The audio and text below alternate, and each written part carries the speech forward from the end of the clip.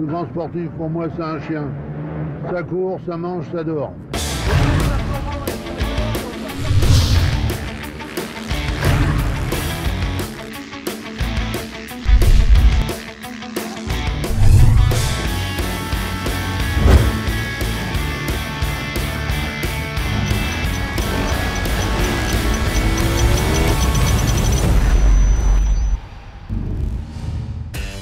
Dimanche 23 juin 2013, le circuit Carroll est une nouvelle fois rentré dans l'histoire du supermotard.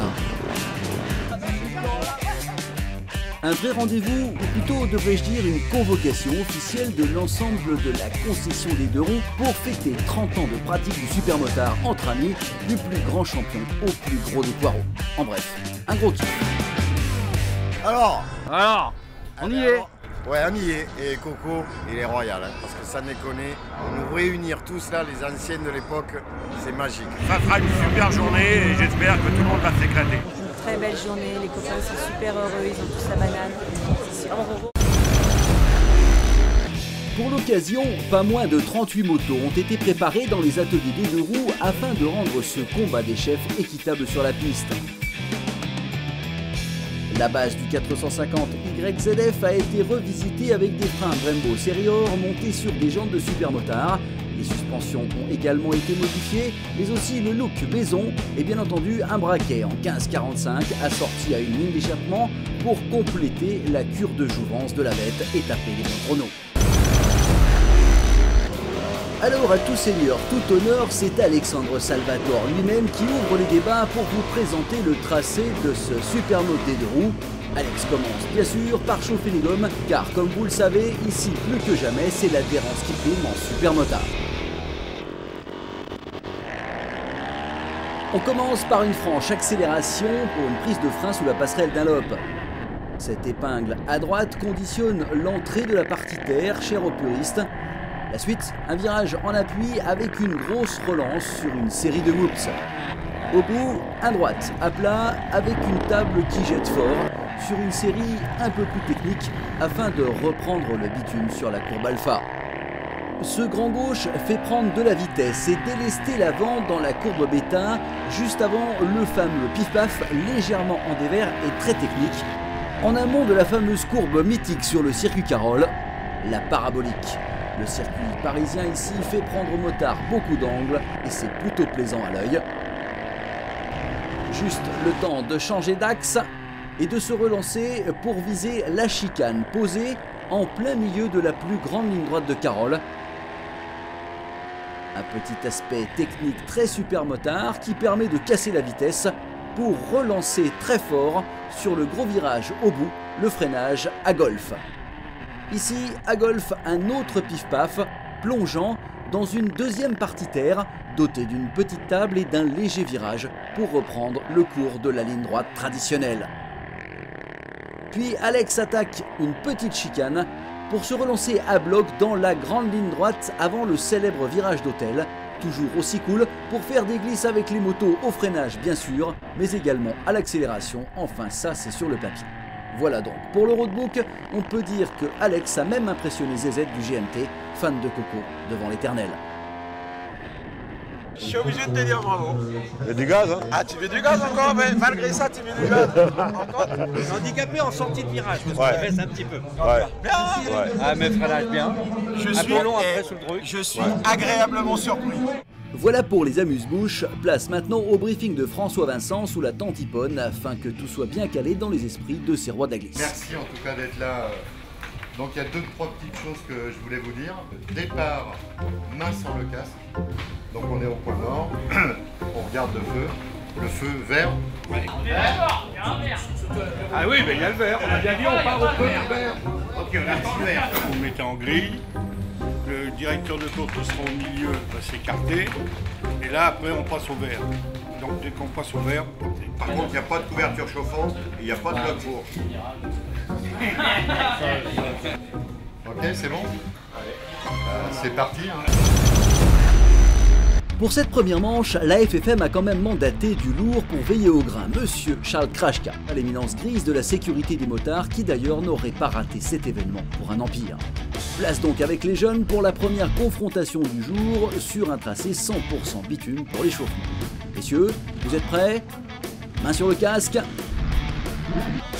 Et c'est parti, avec une énorme sortie de grille pour Warren Bougard, devant Eddy Pétard et Sébastien Ouellet. Ces deux hommes se connaissent bien et pour cause, ils sont engagés en championnat de France de supermotard et croisent le fer tous les week-ends. Mais Bougard, le pilote phare des deux roues, ne veut pas manquer ce rendez-vous et surtout marquer les esprits. Il ne va laisser à personne le soin de mener cette manche de main de maître. Bougard et Pétard s'offrent une belle baston, histoire donc de chambouler tout le monde, même les champions venus ici en observateur au bord de la piste. Tout l'ensemble du plateau s'en donne à cœur joie et bien entendu, les leaders nous font un festival de glisse sur le tracé parisien.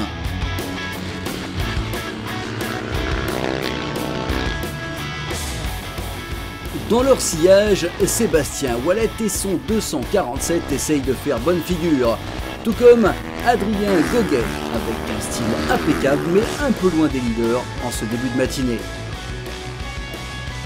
Dans cette manche plutôt typée monobike, les styles s'opposent, genoux à terre ou pieds tendus, tout le monde y bat de son coup de gâchette.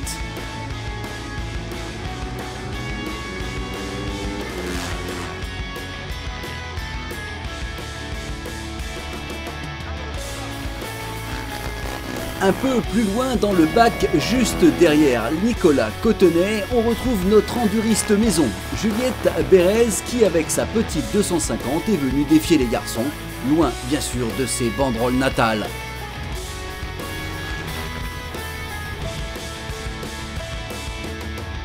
Mais c'est avec une belle autorité que Warren, le cascadeur de Disney, va boucler l'ensemble de cette manche en tête, histoire de bien faire voir qui est le boss de la nouvelle génération des pilotes des deux roues. Alors, bravo les garçons, car même un certain Laurent Poudou affiche un certain respect en bord de piste envers le futur du supermotard. Messieurs, chapeau.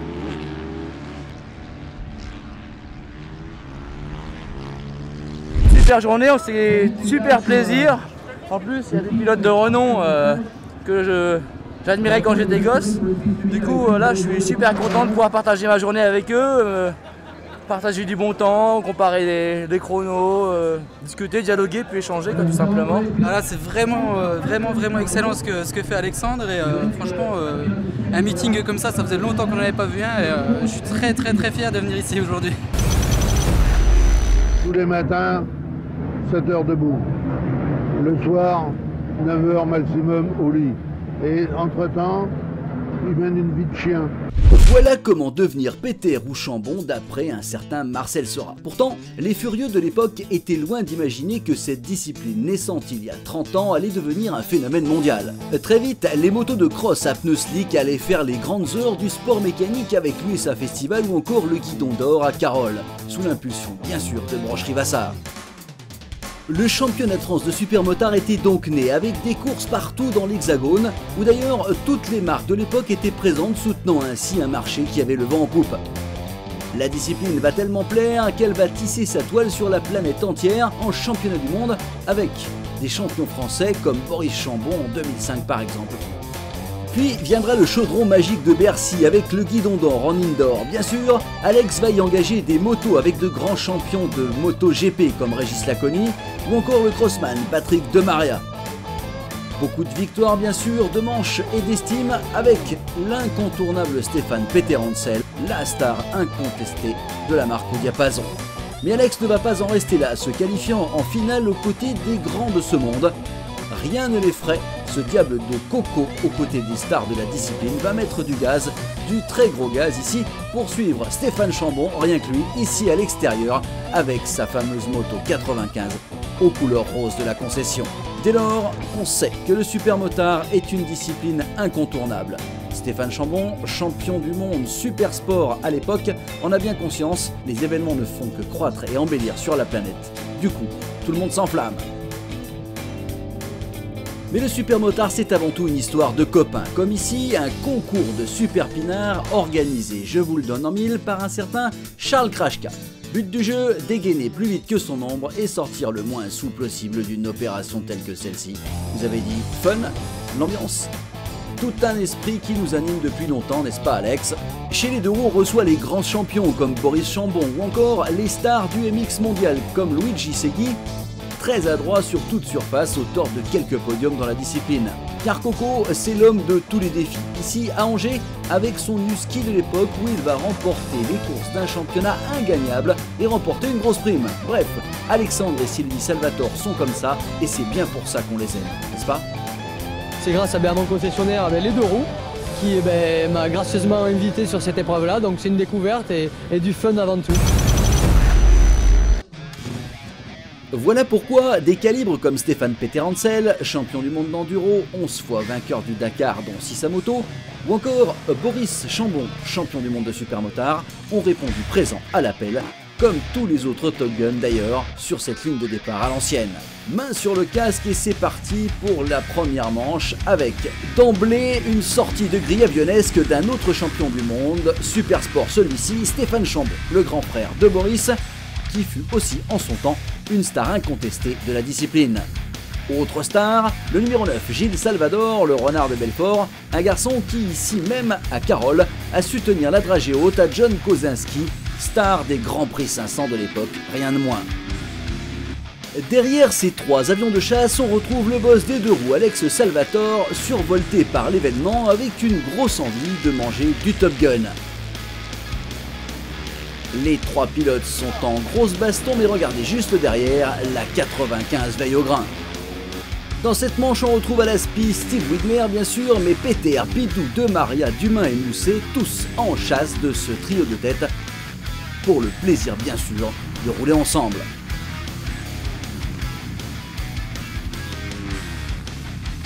Mais dans cette première manche, Stéphane Chambon semble intraitable malgré les attaques incessantes de Boris et un Salvador très incisif qui colle au basque. Derrière, toute la meute lâche ce qu'elle a de mieux en termes d'attaque.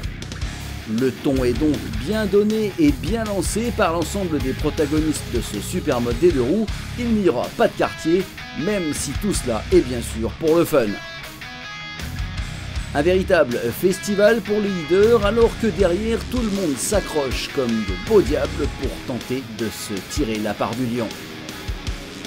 Mais le style impeccable des leaders impressionne la presse venue en nombre saluer l'événement d'Alex.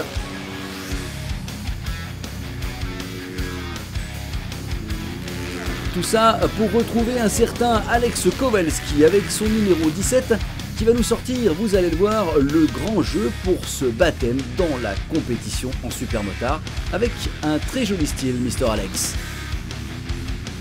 Devant cette première manche tourne à la démonstration de style tant les deux Chambon et Salvador jouent avec leur moto. Les 450 préparés par les deux roues donnent tout leur potentiel aux mains expertes de ces trois-là. Et nous, au bord de la piste, on kiffe comme jamais. Même si Boris tente de prendre les commandes provisoirement, Stéphane Chambon va en remettre des louches pour aller rechercher son frère. Derrière, David Dumain s'offre une petite baston fratricide avec son confrère Will Milios. Les deux journalistes s'en donnent à cœur joie sur cette compétition, ça fait plaisir à voir. Un peu plus loin dans la meute, on retrouve Jean-Claude Mousset, mais aussi Peter Hansel, Christophe Guyot, qui se tirent une baston de patron. Le roi du Dakar face au roi du bol d'or, un sacré programme ici sur le circuit Carole. Sans oublier le Grolandais qui remet du gaz avec sa moto à queue de renard. Bref, vous l'aurez compris, les trois extraterrestres d'antan ont une nouvelle fois réglé tout le monde dans cette première manche, avec toutefois un observateur aux premières loges qui visiblement a tiré la langue. Cet homme, bien sûr, c'est Alex Salvatore, qui n'a laissé à personne le soin d'occuper la 4e place. Ouais, c'était top. On a chié, hein? Ah, j'en ai chié, j'ai pas pu les rattraper. Putain, il faut plus. Prochaine fois, je leur donne une moto qui marche moins. Et au plus ça va aller, au plus tu vas y chier. Hein. Je sais ça, mais là je sais ça rentre pas. Et un peu un virage un peu en dévers. Après j'ai pu oser trop attaquer. Moi je suis pas allé jusque là encore. Non, moi je suis impressionné par une chose si tu veux, c'est que quand tu vois l'armada de motos, l'investissement qu'il y a eu là-dessus, tu te dis là, chapeau, l'équipe des deux roues, c'est quand même grand ce qu'ils ont fait aujourd'hui avec tous les champions qu'il y a, c'est digne de grands événements français. En plus on est tous là, hein? Ouais, tous là et entiers. Géniale idée mon coco. C'était très bien, c'est très bien, c'est encore très bien. Comme ça on voit tous les potes, regarde, j'ai revu mon Big Ben, sinon j'aurais jamais revu Big Ben. Dieu. Non, et puis tous on s'éclate, regarde, c'est bien. Voilà. À journée exceptionnelle, challenge exceptionnel comme celui de David Echeka. Mon rêve c'est de faire sur la minute, mais le problème c'est que les conditions ne sont pas très bonnes pour faire ça. Mais on verra bien. Hein. Avec le soutien du GMT et de son team manager Christophe Guyot, David va tenter un chrono historique sur le tracé parisien. Tu fais gaffe, sortie de parabolique. Tu regardes, normalement je pense que tout va bien, mais tu fais attention parce que ça fait une chicane. Il y en a drainé un peu de terre quand même. Il n'y en a pas je pense. Et normalement c'est bon. Ouais, normalement c'est bon.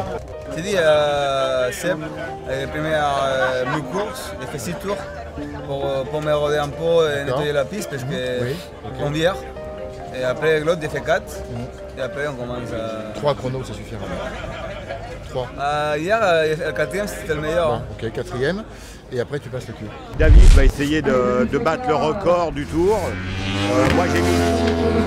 Moi j'ai misé 99 qui passe en dessous la minute et là ça sera géant. Faut qu'il les fasse. Cette fois-ci, la R1 est prête, les pneus sont chauds et Echeka va pouvoir tenter de dominer la piste. David va commencer par chauffer la moto, bien sûr, et les pneumatiques afin de déposer un maximum de gomme sur les trajectoires. À ce moment-là, David maîtrise totalement la piste du circuit Carroll et même sur les tours d'essai, il va approcher la minute. Se lancer dans ce challenge, un vieux rêve de gosse sur une piste qu'il affectionne tout particulièrement. Alors, si vous êtes prêts, vous allez prendre votre respiration. Nous allons partir, caméra embarquée, avec David à la chasse au chrono. C'est parti.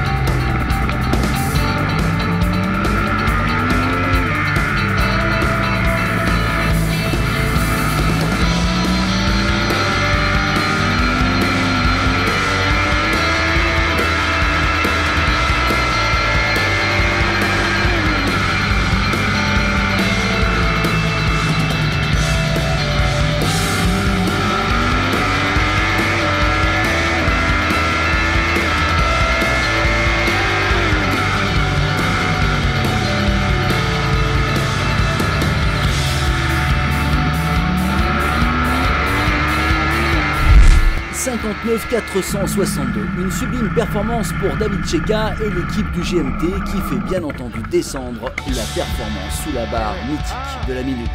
Messieurs, bravo!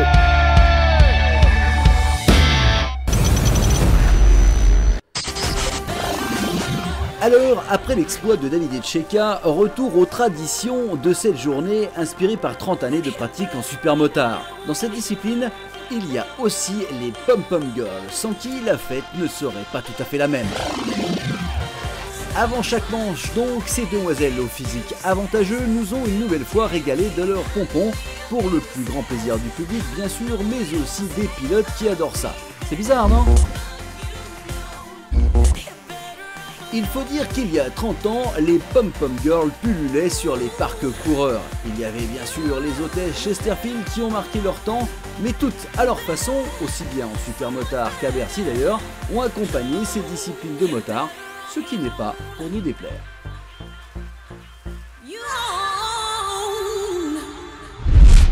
D'autant que pour cette manche des jeunes, l'organisation a ouvert la partie terre, histoire de revenir aux basiques de la discipline, 80% bitume, 20% terre.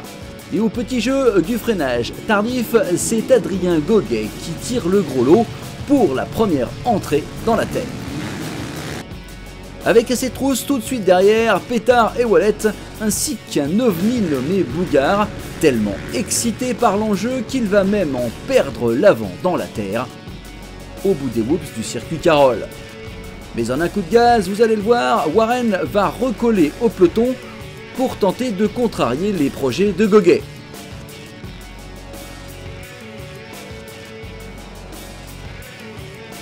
Dès les premiers tours de roue, tout le monde hausse le ton dans cette manche, à l'image d'un certain José Pérez qui lui aussi sort le grand jeu. Ou encore, derrière, Juliette Bérez, notre enduriste locale, plus à l'aise dans les banderoles. Devant, ça roule et Warren, dans un excès de foot, va perdre l'avant. Pas de souci en revanche pour John Maillon, facile avec sa 450 qu'il partage avec son ami Peter. Mais Bougard, survolté, va surprendre tout le monde avec une relance diabolique pour prendre enfin le leadership de cette manche avec autorité. Une belle démo donc de Warren dans cette manche qui ne laisse à personne le soin de dominer de la tête et des épaules, même ici dans la terre. Très à l'aise avec sa numéro 9 rose et bleu, Warren envoie du gros sur le plateau et maîtrise totalement le reste du pack. Pourtant derrière, ça ne démérite pas. Pétard est juste à une encablure et tente de poursuivre le Parisien tant bien que mal. Les deux hommes sont poursuivis par Sébastien Wallet, mais rien ne semble toucher Bougard, en état de grâce, dans le pif-paf et sur la parabolique. Dès lors, le Parisien va tenter de conserver son bien, malgré un Eddy Pétard très en verve qui va profiter de l'arrivée de la pluie pour passer en tête dans le dernier virage, mais d'une manière un peu optimiste, laissant ainsi Bougard l'emporter devant Goguet et Sébastien Wallet.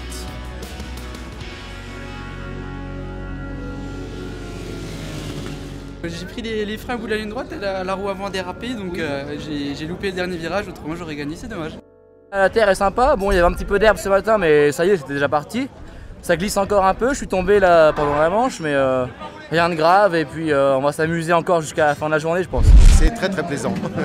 ouais, c'est vachement bon et je trouve l'esprit de cette journée est juste exceptionnel. Ça roule peinard devant aussi. Donc non, c'est formidable de réveiller ça et j'espère qu'on est plein à essayer de reprendre goût et soutenir la démarche et surtout essayer de continuer quoi. Alors je pense que c'est pas Alexandre et Sylvie de s'y recoller une deuxième année, il faudra que d'autres prennent le relais mais j'espère qu'ils auront su relancer cette dynamique là. C'est là qu'on voit vraiment que ces gens-là sont des passionnés et qu'ils ont su, je dirais, rameuter, enfin fidéliser tous ces pilotes toutes ces années parce que c'est vrai que ça fait 30 ans de compétition et 30 ans de compétition c'est quand même exceptionnel. C'est vrai, c'est exceptionnel de pouvoir se retrouver ici en toute amitié pour partager les plaisirs de la compétition, sans pression, une journée bien rock'n'roll avec tous les ingrédients de la passion qui nous lie.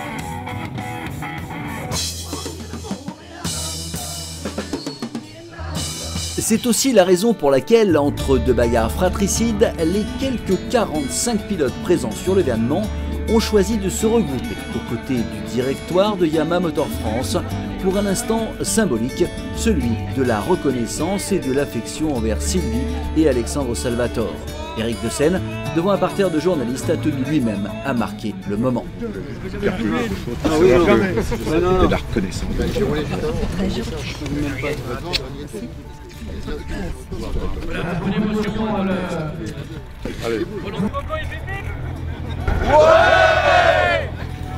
Ouais, merci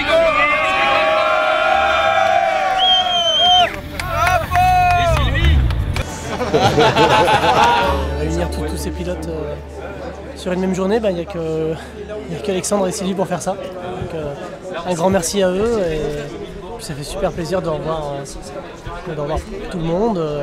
Puis on est tous contents d'être là et on se régale. En fait, aujourd'hui, on est encore ici par passion. On voit que Coco, lui, il a soutenu un tas de pilotes en supermotard depuis plus de 30 ans. Il est passionné de compétition et c'est ça qui est le moteur de tous ces grands promoteurs. Coco, il est exemplaire. Donc là, je trouve qu'aujourd'hui, ce qu'ils font, c'est incroyable, juste incroyable. Et la manière dont tout a été organisé et la façon dont tout le monde a envie d'être en adhésion derrière lui, c'est juste un grand merci qu'on a envie de lui dire. Donc on lui redit. Pour le fun et avec la complicité de la moto travelling d'un certain Alain Brochery, père du Guidon d'Or, voici ce que ça donne de l'intérieur juste avant la dernière course du jour. Vous êtes invité dans le tour de chauffe des Cadors qui mettent leur gomme à température, mais aussi leur esprit avant d'affronter la partie terre. Le moins que l'on puisse dire, c'est qu'à parfois 50 cm de leur moto, on sent déjà qu'ils sont chauds, très chauds bouillants, mais mon Dieu que c'est bon.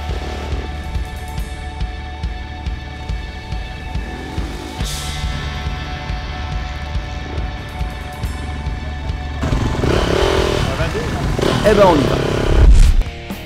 Dès le départ, c'est la doublette de Chambon qui s'occupe de tout pour le shot et s'engouffre dans la partie terre comme s'il n'y en avait pas. Derrière, et c'est une demi-surprise, on retrouve Davide Checa, le récent détenteur du record sur la piste bitume, qui s'invite dans le bal, histoire de pimenter cette finale qui ne manque déjà pas d'intérêt.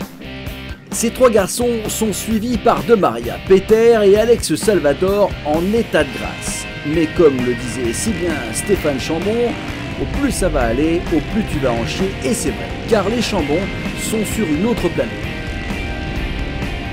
Stéphane semble lui avoir trouvé une nouvelle jeunesse au guidon de cette 450 Yamaha D2 roues qu'il manie avec beaucoup de talent. Patrick De Maria, Laurent Pidou, Alexandre Salvatore, Stéphane Peter Hansel, tout le monde chasse les Chambons. Et regardez, c'est Boris qui va prendre le commandement des opérations. Même Salvador n'arrive pas à tirer son épingle du jeu, car les deux frangins sont à bloc. Tous les copains essayent d'en remettre des louches, mais ces diables de pilotes sont absolument intouchables. Pourtant, des garçons comme Peter Hansel, avec très grande classe, font des bons chronos. Serge Luc, avec sa Yamaha grolandaise, lui aussi, loin de son championnat des rallyes routiers, essaye un peu tout. Mais regardez, ça glisse au pays des merveilles et Checa arrive à s'accrocher à ce duo de tête. Les trois hommes enflamment ici le circuit Carole et c'est plutôt beau à voir. Pas mal pour un bitumeux. Notre champion du monde 2005 fait honneur à sa réputation et à son titre, malgré les coups de gâchette ravageurs d'un certain Alex Salvatore à quelques encablures. Les Chambons sont les rois de la glisse, ce n'est pas nouveau, mais l'histoire n'étant qu'un éternel recommencement, on se plaît à les voir coup à coup entre frangins. Alex et ses potes vont tenter de lutter contre les deux frangins, mais rien n'y fera, pas même la course en relais avec Gilles Salvador ou encore les légendaires attaques de Laurent Pidou qui défiant en son temps un certain Ricky Johnson, star du Supercross US à Bercy. Rien, vous dis-je, même pas la crainte d'une censure de Traquant sur Motorevue qui lui aussi a cherché des solutions pour les vaincre. Alors, comme au bon vieux temps, la victoire est revenue aux icônes de la discipline, histoire de boucler la boucle de notre passion. Sublime course. Voici donc un podium aussi pas comme les autres pour conclure cette journée qui restera, c'est sûr, gravée dans toutes nos mémoires. Premier, ex-aequo, la totalité du plateau, ils ont tous gagné.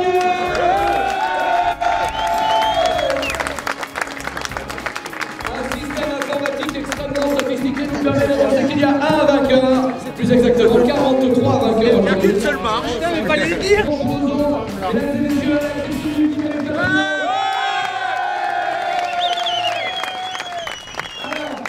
Deux mois de stress, ouais, mais ça valait le coup. On recommence pas tout de suite, hein. On va attendre un petit peu.